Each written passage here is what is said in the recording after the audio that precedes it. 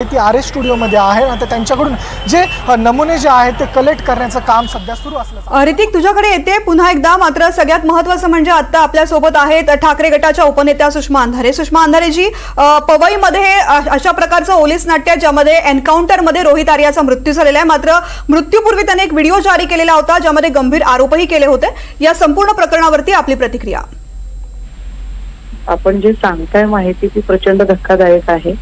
मात्र मी पहिल्यांदा ही बातमी ऐकते कारण मी एका वेगळ्या केसमध्ये तिकडे बाहेर भागात होते, त्यामुळे मला पूर्ण माहिती या प्रकरणाची नाहीये। निश्चितपणे मी आधी सगळी माहिती घेईन आणि मग याच्यावर माझी विस्तृत प्रतिक्रिया देईन।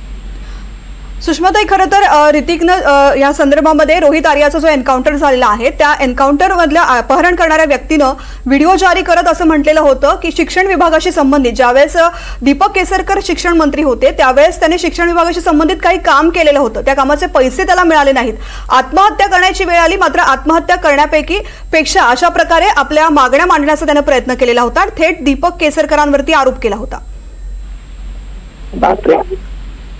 दीपक केसरकरांच्या काळातली जी सगळी कंत्राटं आहेत त्यातली बरीचशी कंत्राटं आणि तिची कामं अर्धवट राहिलेली, पण यामुळे जर एखाद्या नव्या उद्योजकाचं काही नुकसान होत असेल आणि तो इथपर्यंतचं अगतिकतेचं पाऊल उचलत असेल तर ते निश्चित वाईट आहे।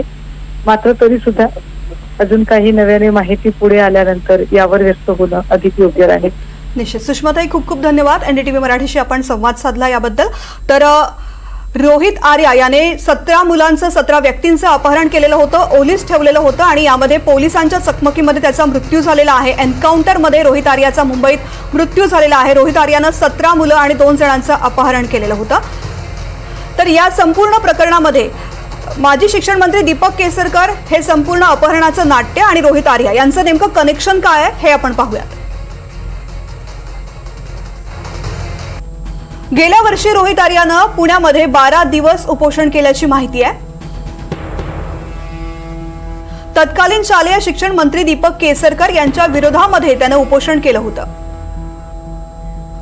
माझी शाळा सुंदर शाळाचं डिझाईन रोहित आर्यानं केल्याची माहिती आहे।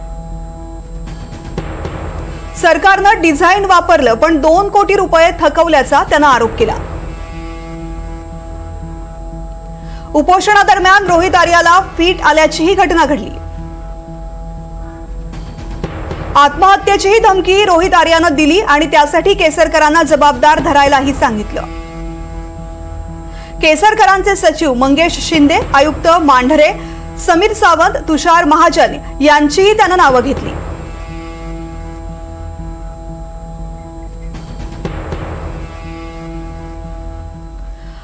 तर हेच सगळं प्रकरण होतं। रोहित आर्यानं थेट माजी शिक्षण मंत्री दीपक केसरकरांवरती आरोप केले आणि या विद्यार्थ्यांना, या लहान मुलांना अशा प्रकारे ओलीस ठेवून आपल्या मागण्या मांडण्याचा प्रयत्न केलेला होता। मात्र पोलिसांच्या कारवाईमध्ये त्याचा एन्काउंटर झालेला आहे, रोहित आर्याचा मृत्यू झालेला आहे।